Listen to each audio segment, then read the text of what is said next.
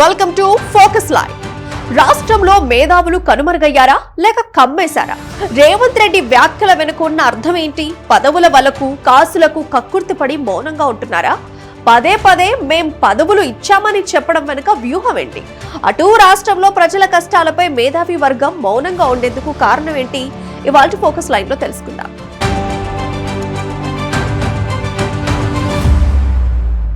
తెలంగాణ మలిదశ ఉద్యమంలో గల్లీ నుంచి ఢిల్లీ దాకా మేధావులు గొంతెత్తారు. సొంత రాష్ట్రం ఏర్పడిన తర్వాత గత 10 ఏళ్లలో చిన్న చిన్న తప్పులపైన చిందులేశారు. సర్కార్ తప్పులను ప్రశ్నించారు. జనాన్ని ఏకం చేసి నిలదీశారు. మేధావులు మౌనంగా ఉంటే ప్రమాదమని ప్రశ్నించారు. ఇంతవరకు బాగానే ఉన్నా ఇప్పుడు మేధావి వర్గం ఏమైంది? ఎటుపోయింది? ప్రశ్నించే గొంతులను నొక్కేశారా లేక మూసేశారా? అసలు రాష్ట్రంలో మేధావులపై జరుగుతున్న చర్చ ఏంటి?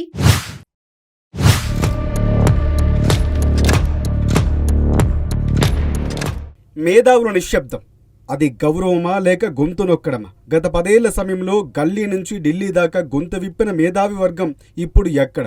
ప్రజాస్వామ్యంలో ప్రశ్నించే గొంతుకులుగా ఉండాల్సిన వారు ఇప్పుడు అధికార యంత్రాంగంలో భాగస్వాములు కావటం వెనుక ఉన్న రాజకీయమేంటి? ముఖ్యమంత్రి రేవంత్ రెడ్డి మాటల్లోని అంతరార్థం మేధావుల సాధికారతనా లేక విమర్శల నుంచి రక్షణ కవచమా? ఇటీవల ముఖ్యమంత్రి రేవంత్ రెడ్డి మాట్లాడుతూ దళిత మేధావులకు ఉద్యమకారులకు గతంలో ఎన్నడూ లేని విధంగా అత్యున్నత పదవులు ఇచ్చామని చెప్పుకొచ్చారు.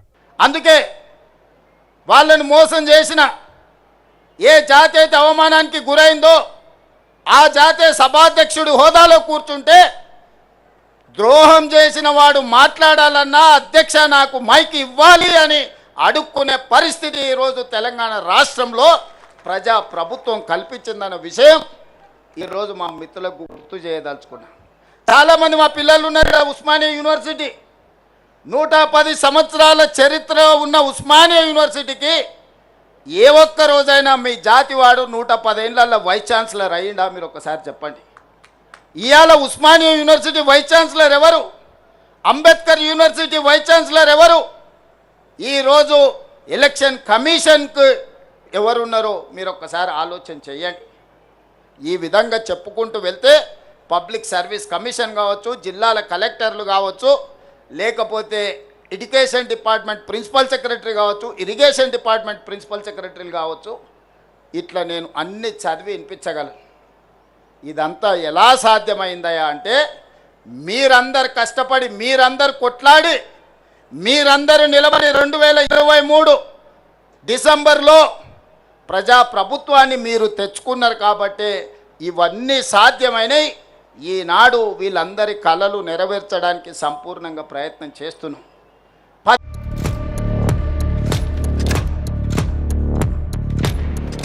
రేవంత్ రెడ్డి పదే పదే ఇవే మాటలు మాట్లాడుతూ ఉండడంపై అనేక అనుమానాలు, సందేహాలు తెలంగాణ సమాజంలో మొదలవుతున్నాయి. ప్రశ్నించే మేధావులను, దళిత మేధావులకు పదవులు ఇచ్చి వాళ్ళ పెదవులు మూయించారా?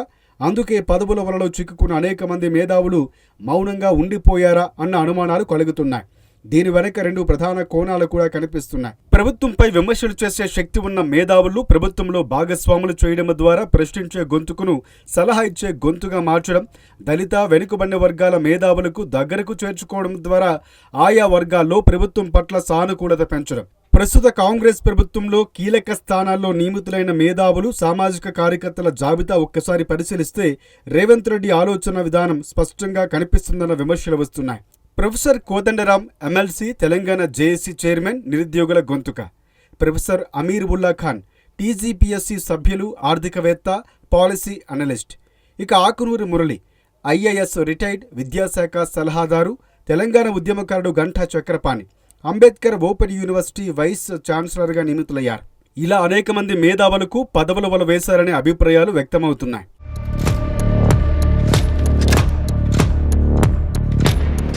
మేధావులు అధికార పీఠం ఎక్కిన తరువాత మౌనంగా ఉండటానికి ప్రధానంగా 3 కారణాలు కనిపిస్తున్నాయి. ఒక్కసారి ప్రభుత్వంలో భాగమైన తర్వాత ప్రోటోకాల్, సర్వీస్ రూల్స్ ప్రకారం బహిరంగంగా ప్రభుత్వాన్ని విమర్శించే అవకాశం ఉండదు. అంటే వారు తమ గొంతుకును లోపల వినిపించాలే తప్ప బయట కాదు. ఏళ్ల తరబడి విస్మరణకు గురైనటువంటి తమకు గుర్తింపు తెచ్చిన ముఖ్యమంత్రి పట్ల కృతజ్ఞతతో ఉండటం సహజం. ఇది విమర్శనాత్మక దృక్పథాన్ని తగ్గిస్తుంది. కొందరు ఇది ఒక మంచి అవకాశంగా భావించి వ్యవస్థను లోపల నుంచి మార్చాలని ప్రయత్నిస్తూ ఉండగా, మరికొంతమంది పదవులకే పరిమితమై మౌనమే ముక్తి అని భావిస్తున్నారు.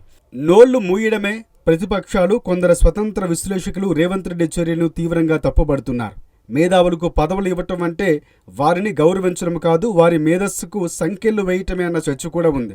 ప్రజాక్షేత్రంలో నిలబడి తప్పుళ్లు ఎత్తి చూపించాల్సిన మేధావులు ఏసీ గదులకు పరిమితం చేసి ప్రజల గొంతుకును రేవంత్ రెడ్డి నొక్కేస్తున్నారు అనేది ప్రధాన విమర్శ.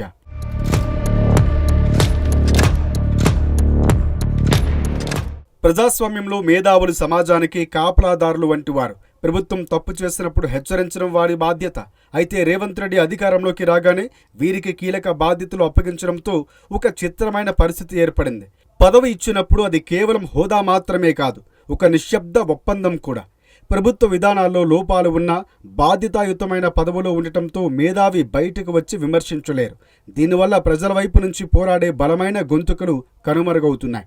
మేధావులు ప్రభుత్వ సలహాదారులుగా పెట్టుకోవడం వల్ల ప్రభుత్వం చేసే ఏ నిర్ణయానికైనా మేధావుల ఆమోదం ఉంది అనే ముద్ర కూడా పడుతుంది. ఇది ప్రభుత్వానికి ఒక రక్షణ కవచంలా పనిచేస్తుందని, అందుకే అలాంటి మేధావులకు పదవులు మాత్రమే ఇచ్చి సలహాలు తీసుకోకుండా ప్రభుత్వం ఎప్పటిలాగే ఒంటెద్దు పోకడలతో వెళుతోందన్న విమర్శలు కూడా ఉన్నాయి. ప్రభుత్వంలో సలహాదారులుగా మేధావులే ఉండటంతో వారి అంగీకారంతోనే జరిగిందనే చర్చను కూడా బయటకు తీసుకువస్తున్నారు.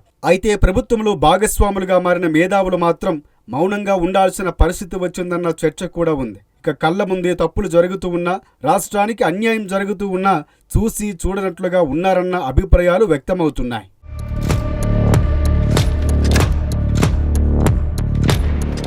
రేవంత్ రెడ్డి కేవలం పదవులు ఇవ్వటమే కాదు, ఆ పదవుల ఎంపికలో చాలా జాగ్రత్తలు తీసుకున్నారు. ఎవరైతే గత ప్రభుత్వంలో గట్టిగా ప్రశ్నించారో వారికే పెద్దపీట వేశారు. వీరిలో ముందు వరుసలో ఉండేది ప్రొఫెసర్ కోదండరాంరెడ్డి. గతంలో తెలంగాణ ఉద్యమ జేఏసీ చైర్మన్ గా ఉండి ఆ తర్వాత కేసీఆర్ పై కోపంతో సొంతంగా పార్టీ పెట్టుకున్న కోదండరాంరెడ్డికి ఎమ్మెల్సీ అనే పదవి ఆఫర్ చేశారు. దీంతో ఆయన ఈ పదవికి బెండ్ అయిపోయారనే చర్చ కూడా ఉంది. అందుకు నిరుద్యోగులు ఎప్పుడు రోడ్డెక్కినా, ఆఖరికి ఆయన కలిసినా ఇప్పుడు మౌనంగా ఉండటం తప్ప ఏమీ చేయలేకపోతున్నారట.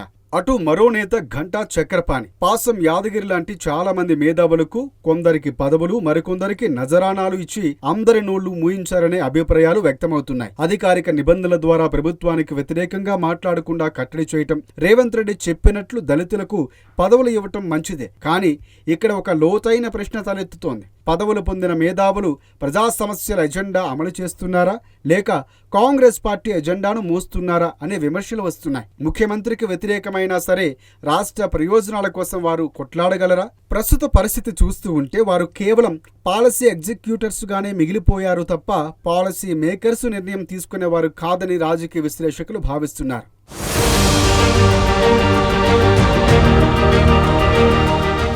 రేవంత్ రెడ్డి పదే పదే మేధావులకు, దళితులకు మంచి స్థానాలు ఇచ్చాను అని చెప్పడం వెనుక ఒక హెచ్చరిక కూడా ఉందన్న చర్చ ఉంది.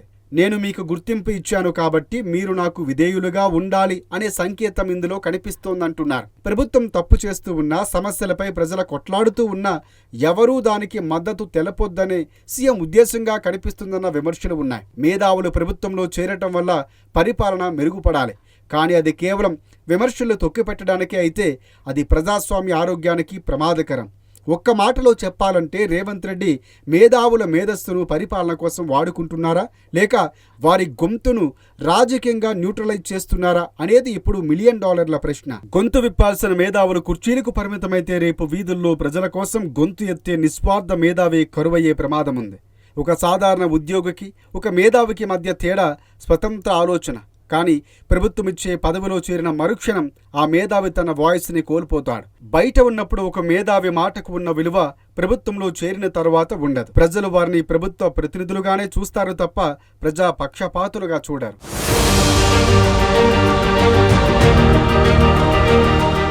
రేవంత్ రెడ్డి ఈ పద్ధతి ద్వారా సమాజంలో ప్రభుత్వానికి వ్యతిరేకంగా సామాజిక స్పృహ కలిగించే ఒపీనియన్ మేకర్స్ ను ప్రభుత్వం గొడుగు కిందకు తెచ్చి వారి ప్రభావాన్ని తగ్గించగలిగారు. దళిత వర్గాల నుంచి వచ్చే ఆగ్రహాన్ని ఆపడానికి రేవంత్ రెడ్డి అదే వర్గపు మేధావులు ఒక బఫర్ జోన్లా వాడుకుంటున్నారన్న అభిప్రాయాలు వ్యక్తమవుతున్నాయి. రేపు దళిత సమస్యలపై ప్రభుత్వం విఫలమైతే ప్రజలు నేరుగా ముఖ్యమంత్రిని ప్రశ్నించకుండా పదవుల్లో ఉన్న దళిత మేధావుల్ని నిలదీస్తారు. మీ వాళ్లే పదవుల్లో ఉన్నారు కదా, వారినే అడగండి అని ప్రభుత్వం సులభంగా తప్పించుకునే అవకాశం కూడా ఉంది. అంటే మేధావులు ఒక రకమైన రాజకీయ షీల్డ్స్ గా మార్చారనే విమర్శలు వస్తున్నాయి. పదవుల పంపకంలో క్రిటికల్ థింకింగ్ ను చంపేయడం, ప్రభుత్వంలో నియమితులైన వారి జాబితాను చూస్తే వారందరూ ఒకప్పుడు పదునైన విమర్శలు చేసిన వారే. గత 10 ఏళ్లలో వ్యక్తిగత లోపాలు ఎత్తి చూపిన వారిని ఏరికోరి ఏరియా వైజ్గా ఉద్యోగ సంఘాలు, కుల సంఘాలు, వర్సిటీలు పిలిచి పదవులు ఇచ్చారు.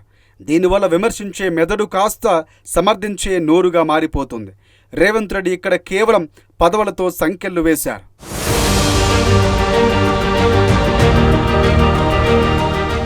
మేధావుల మౌనం వల్ల కలిగే అతిపెద్ద ప్రమాదం ఏంటంటే సమాజంలో రెండవ గొంతుక లేకపోవడం.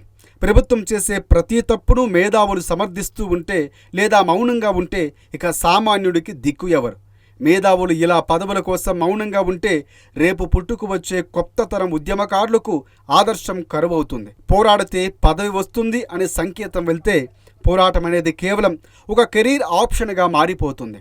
పదవులతో చెక్మెట్ రేవంత్ రెడ్డి ఈ వ్యవహారంలో ఒక అడుగు ముందున్నారు. ఆయన కేవలం పదవులు ఇచ్చి ఊరుకోలేదు, ఆ పదవుల ద్వారా వారిని బాధ్యులు చేశారు అనేది స్పష్టమవుతున్న చర్చ కూడా ఉంది.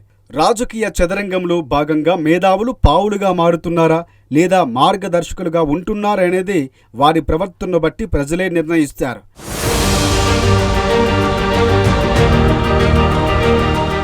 రేవంత్ రెడ్డి తన రాజప్రసాదానికి మేధావులతో కాపలా కాయించుకుంటున్నారు. కానీ ఆ కాపలాదారులు ప్రసాదంలోని లోపాలు బయట పెట్టలేని స్థితిలో ఉన్నారు. ఏ సమాజానికైనా ప్రతిపక్షం కంటే స్వతంత్ర మేధావి వర్గం ఇచ్చే విమర్శ చాలా విలువైనది. రాజకీయ పార్టీలు విమర్శిస్తే అది రాజకీయం అంటారు, కానీ ఒక మేధావి విమర్శిస్తే అది నిజమని ప్రజలు నమ్ముతారు. రేవంత్ రెడ్డి ఆ నమ్మకాన్ని అధికారికం చేసేశారు. ఎవరైతే ప్రజల్లో నమ్మకం కలిగి ఉన్నారో వారినే ప్రభుత్వంలో భాగం చేయడం ద్వారా ప్రభుత్వంపై వచ్చే విమర్శల తీవ్రతను తగ్గిస్తుంది. ఇప్పుడు ఎవరైనా విమర్శిస్తే మీరు నమ్మే మేధావులే కదా లోపల ఉన్నది, వారు తప్పు ఎలా చేస్తారు అని ఎదురు ప్రశ్నించే వెసులుబాటు ప్రభుత్వానికి కలిగింది. గతంలో మేధావులు ఒక భావజాలం కోసం పనిచేసేవారు, కానీ ఇప్పుడు రేవంత్ రెడ్డి హయాంలో మేధావులు కన్సల్టెంట్స్గా మారుతున్నారనే విమర్శ కూడా ఉంది. ప్రభుత్వానికి సలహాలు ఇవ్వటం ఒక వృత్తిగా మారిపోయింది. దీనివల్ల వారిలో ఉండాల్సిన రెబెలియన్ చచ్చిపోయి కేవలం రిపోర్టులు ఇచ్చే స్థాయికి పడిపోయారు. మేధావుల మేధస్సు కేవలం ఫైళ్లకే పరిమితం కావటం వల్ల క్షేత్రస్థాయిలో ప్రజల బాధలను పట్టించుకునే నాదుడే లేకుండా పోయాడన్న అభిప్రాయాలు వ్యక్తమవుతున్నాయి.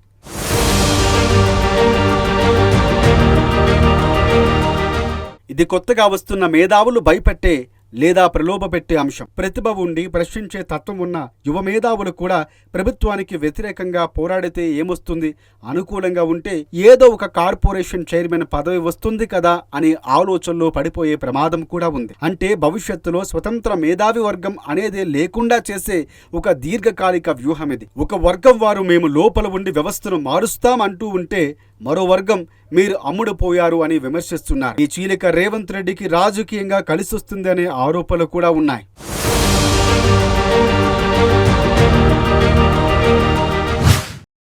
పదవి అనేది ఒక బాధ్యత కావాలి, కానీ మేధస్సుకు సంఖ్యలు వేసే ఆయుధం కాకూడదు. ప్రజాక్షేత్రంలో నిలిచి పాలకులను ప్రశ్నించిన గొంతుకలు ఇవాళ సచివాలయపు గోడల మధ్య మౌనం వహిస్తున్నాయన్న చర్చ నడుస్తోంది. ఈ మౌనం ప్రజాస్వామ్యానికి మేలు చేస్తుందా లేక సామాజిక గొంతుకను నొక్కుతుందా? ప్రశ్నించడమే ప్రాణవాయువుగా బతికిన మేధావులు ఇప్పుడు అధికార ఛాయల్లో ఉంటూ తమ ప్రాథమిక ధర్మాన్ని విస్మరిస్తే రేపు సమాజం ముందు వారు దోషులుగా నిలబడక తప్పదు.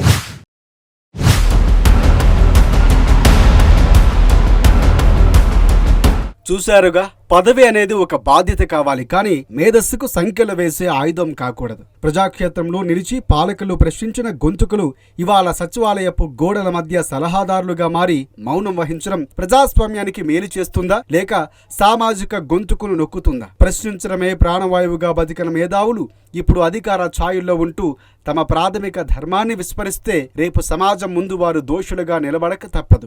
రేవంత్ రెడ్డి గారి ఈ రాజకీయ వ్యూహంలో మేధావులు నిజంగా వ్యవస్థను మారుస్తారా లేక కేవలం ప్రభుత్వ రక్షణ కవచాలుగా మిగిలిపోతారా అన్నది కాలమే నిర్ణయించాలి. ప్రజాపక్షం వహించాల్సిన మేధావి వర్గం తన అస్తిత్వాన్ని కాపాడుకుంటుందో లేక అధికారంలో లీనమైపోతుందో వేచి చూడాలి.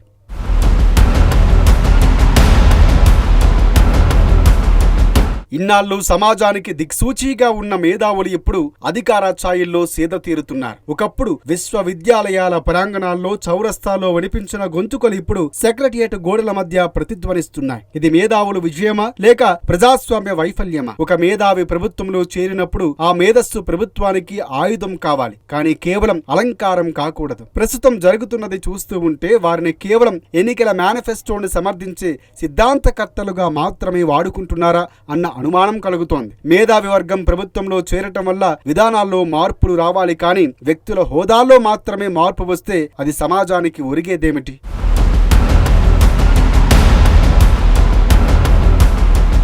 రేవంత్ రెడ్డి వేసిన ఈ పదవుల గాలం మేధావుల్లో ఒక నైతిక సంక్షోభంలోకి నెట్టేసింది. గతంలో ఏ ప్రభుత్వం తప్పు చేసినా నిర్భయంగా విమర్శించేవారు ఇప్పుడు అదే తప్పులు తమ కళ్ల ముందు జరుగుతూ ఉన్న ప్రోటోకాల్ ముసుగులో మౌనం వహిస్తున్నారు. ఈ మౌనం వారి వ్యక్తిగత ఎదుగుదలకు సోపానం కావచ్చు, కానీ వారిని నమ్మిన అణగారిన వర్గాలకు అది ఒక వెన్నుపోటు లాంటిదే. ప్రశ్నించే హక్కును అధికారిక హోదాతో సమాధి చేయడం ద్వారా రేవంత్ రెడ్డి ఒక శక్తివంతమైన ప్రతిపక్ష భావజాలాన్ని లేకుండా చేస్తున్నారు. ఇది రాజకీయంలో మాస్టర్ స్ట్రోక్ కావచ్చు, కానీ సామాజిక విలువల పరంగా డిజాస్టర్ అవుతుంది. ముఖ్యమంత్రి రేవంత్ రెడ్డి చాలా తెలివిగా బాధ్యతను బదిలీ చేశారు అన్న అభిప్రాయాలు వ్యక్తమవుతున్నాయి. రేపు ఒక దళిత వాడలో అన్యాయం జరిగినా ఒక నిరుద్యోగి ఆత్మహత్య చేసుకున్న వేలెత్తి చూపించాల్సింది ప్రభుత్వాన్ని కాదు, అక్కడ సలహాదారులుగా ఉన్న ప్రొఫెసర్లను, నేతలను. మీరు ఏం చేస్తున్నారు అని ప్రజల వారిని అడిగేలా చేయటం ద్వారా ప్రభుత్వం తన మీద ఉండే ఒత్తిడిని ఆ మేధావుల వైపు మళ్లించింది. అంటే మేధావులు ఇప్పుడు ప్రజలకు, ప్రభుత్వానికి మధ్య ఒక రక్షణ కవచం. ప్రభుత్వం చేసే వైఫల్యాలకు వీరు సమాధానం చెప్పుకోవలసిన పరిస్థితి కల్పించడంలో రేవంత్ రెడ్డి వ్యూహం ఫలించింది. నిజానికి ఇది ఒక ప్రమాదకరమైన సంప్రదాయానికి నాంది. భవిష్యత్తులో ఏ మేధావి అయినా గొంతు విప్పితే అది ప్రజల కోసమా లేక పదవి కోసమా అని సమాజం అనుమానించే పరిస్థితి వస్తుంది.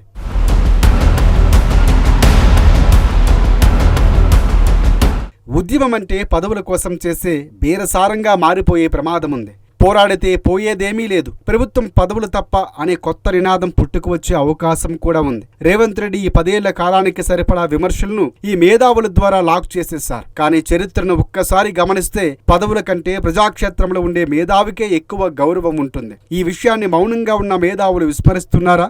అధికారం అనేది శాశ్వతం కాదు, కానీ మేధావి ఇచ్చే సిద్ధాంతం శాశ్వతం. ఈ రోజు అధికారంలో ఉండి మీరు చేసే మౌనం రేపు మీరు పదవి కోల్పోయిన తర్వాత ప్రజల దగ్గరకు వెళ్ళినప్పుడు మిమ్మల్ని నిందితులుగా నిలబెడుతుంది. రేవంత్ రెడ్డి మార్కు రాజకీయం చదరంగంలో మేధావులు కేవలం సెల్ఫ్ గోల్ చేసుకుంటున్నారా లేక నిజంగానే వ్యవస్థను మార్చే నిశ్శబ్ద విప్లవకారులుగా నిలుస్తున్నారా? ప్రజలు వేచి చూస్తున్నారు. మీ పదవుల కాల పరిమితి ముగిసిన రోజున మీ చేతులకు ఉన్నవి బంగారు కంకణాలు అని తేలుతుందో లేక ఇనుప సంఖ్యలు అని తేలుతుందో కాలమే నిర్ణయిస్తుందంటున్నారు తెలంగాణ ఉద్యమకారులు.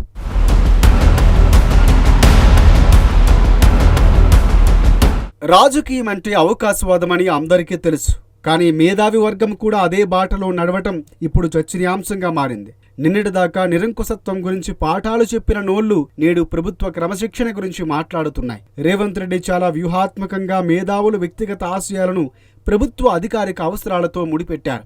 దీనివల్ల మేధావులు ఒక విచిత్రమైన ఉచ్చులో చిక్కుకున్నారు. బయటకు వస్తే పదవి పోతుంది, లోపల ఉంటే వ్యక్తిత్వం చచ్చిపోతుంది. తమ మేధస్సును ప్రభుత్వానికి లీజుకు ఇచ్చిన ఈ మేధావులు రేపు ప్రజాక్షేత్రంలో ఏ ముఖం పెట్టుకుని నిలబడతారు? రేవంత్ రెడ్డి చేస్తున్న ఈ ప్రయోగం కేవలం పదవుల పంపకం కాదు, ఒక బలమైన సామాజిక వర్గం యొక్క ఆలోచన వ్యవస్థను నియంత్రించడం.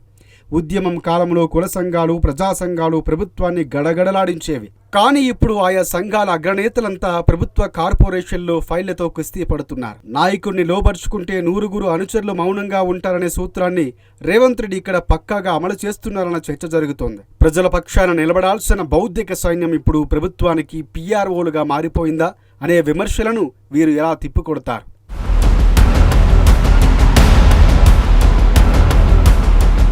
ఉద్యమాల నుంచి వచ్చిన మేధావులకు పదవులు ఇవ్వటం అంటే వారిని గౌరవించడమే అని ముఖ్యమంత్రి చెబుతారు. కానీ అది నిజమైన గౌరవమా లేక వారిని పొలిటికల్ రిటైర్మెంట్ వైపు నెట్టడమా? ఒక మేధావి ప్రభుత్వంలో భాగస్వామి అయినప్పుడు ఆయన శక్తి కేవలం ఒక సంతకానికే పరిమితమవుతుంది. వీధుల నుంచి సెక్రటరియట్ ఏసీ రూములకు ఈ ప్రయాణం మేధావుల మేధస్సును పదును తగ్గిస్తుందా? ఒకప్పుడు రేవంత్ రెడ్డిని నిశితంగా విమర్శించిన వారే ఇప్పుడు ఆయన వెనుక నిలబడి ఫోటోలకు ఫోజులివ్వటం వెనుక ఉన్న మతలబు ఏంటి? ఆత్మ గౌరవం కంటే అధికారమే మిన్నా అని మేధావులు భావిస్తున్నారా? ముఖ్యంగా దళిత వెనుకబడిన వర్గాల నుంచి ఎదిగిన మేధావులు, ఆ వర్గాల ఆశాదీపాలు వారి ప్రభుత్వంలో చేరినప్పుడు ఆ వర్గాలు తమ సమస్యలు తీరుతాయని ఆశిస్తారు. కానీ నేడు కనిపిస్తున్న దృశ్యం వేరు. పదవి దక్కిన మేధావి వర్గం సౌకర్యవంతమైన మౌనాన్ని ఆశ్రయించింది. అణగారిన వర్గాల గొంతుకులుగా ఉండాల్సిన వారు ఇప్పుడు అధికార భాష మాట్లాడుతున్నారు.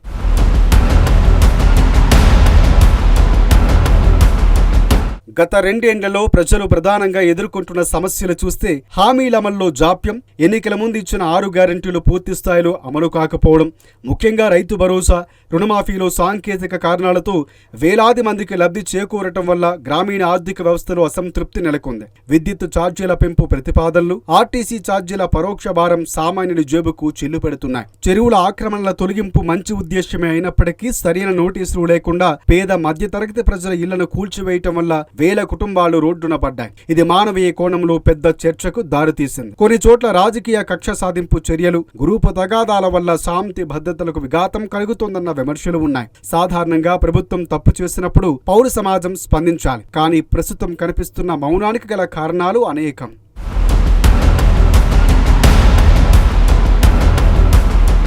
మేధావులు కూడా స్పష్టంగా 2 పక్షాలుగా విడిపోయారు. ఒక వర్గం గత ప్రభుత్వ తప్పిదాలను సరిదిద్దడానికి సమయం పడుతుంది అని సమర్థిస్తూ ఉంటే, మరో వర్గం తమ వ్యక్తిగత ప్రయోజనాల కోసం మౌనంగా ఉంటోంది. గత 10 ఏళ్ల పాలనలో ప్రశ్నించిన మేధావులు ఈ ప్రభుత్వానికి ఎందుకు సమయం ఇవ్వాలనే ఉద్దేశంతో విమర్శలు వస్తున్నాయి. కొందరు మేధావులకు ప్రభుత్వ సలహాదారుల పదవులు లేదా ఇతర నామినేటెడ్ పదవులు లభించడం వల్ల వారు ఆ లోపాలు ఎత్తి చూపడానికి సాహసించడం లేదు. గొంతు విప్పితే సోషల్ మీడియాలో ట్రోలింగ్స్ ఎదుర్కోవాల్సి రావటం లేదా పాత కేసులు తిరగదోడుతారనే భయం కూడా కొందరిలో ఉండవచ్చు. ప్రజాస్వామ్యంలో మేధావులు సమాజానికి దిక్సూచిలా ఉండాలి. కానీ నేడు తెలంగాణలో ఆ దిక్సూచి దిశ తప్పింది. హైడ్రా కూల్చివేతల్లో నిరుపేదల కన్నీరు పెడుతూ ఉంటే, రైతు రుణమాఫీ అందక అన్నదాతలు ఆత్మహత్యలకు పాల్పడుతూ ఉంటే, గతంలో గొంతు చించుకున్న ప్రజా సంఘాల నేతలు, మేధావులు ఇప్పుడు ఏమయ్యారు? అధికార పీఠం మారగానే వారి సిద్ధాంతాలు మారిపోయాయా? లేక ప్రభుత్వమిచ్చే తాయిలాలకు వారు బందీలయ్యారా? అధికారం ఎవరిదైనా సరే ప్రజలకు అన్యాయం జరిగినప్పుడు ప్రశ్నించిన వారు మేధావి అనిపించుకోలేడు. ప్రభుత్వ పాలనలో లోపాలు సహజం. కానీ వాటిని ఎత్తి చూపి సరిదిద్దే బాధ్యత ప్రతిపక్షాలకే కాదు, తటస్థంగా ఉండే మేధావులకు కూడా ఉంది. 2 ఏళ్ల కాలం అనేది ఒక ప్రభుత్వ సామర్థ్యాన్ని అంచనా వేయటానికి సరిపోతుంది. ప్రజల బాధల్లో చూస్తూ కూడా మౌనంగా ఉండటం అంటే అది పరోక్షంగా అప్రజాస్వామిక నిర్ణయాలకు మద్దతు ఇచ్చినట్లే అవుతుంది. ఏ ప్రభుత్వానికైనా నిర్మాణాత్మక విమర్శ అవసరం. మేధావులు కేవలం పార్టీల ప్రతినిధులుగా కాకుండా ప్రజల ప్రతినిధులుగా మాట్లాడినప్పుడే ప్రజాస్వామ్యం పరిడవిల్లుతుంది.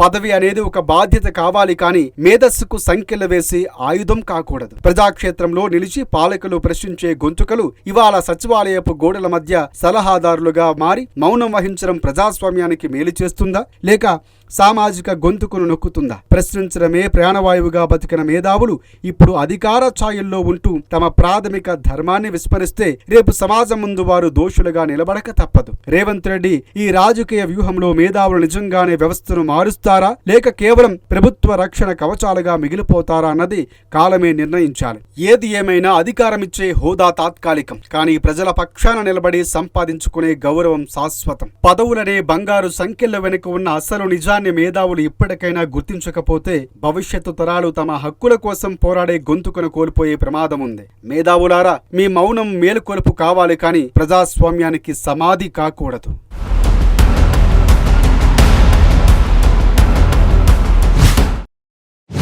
రేవంత్ రెడ్డి రాజకీయ వ్యూహంలో మేధావులు నిజంగానే వ్యవస్థను మారుస్తారా, లేక కేవలం ప్రభుత్వ రక్షణ కవచాలుగా మిగిలిపోతారా అన్నది కాలమే నిర్ణయించాలి. ప్రజాపక్షం వహించాల్సిన మేధావి వర్గం తన అస్తిత్వాన్ని కాపాడుకుంటుందో లేక అధికారంలో లీనమైపోతుందో వేచి చూడాలి. ఇది వాల్టి ఫోకస్ లైన్. మరిన్ని ఇంట్రెస్టింగ్ వార్తలతో మళ్ళీ కలుద్దాం. Until then keep watching news live.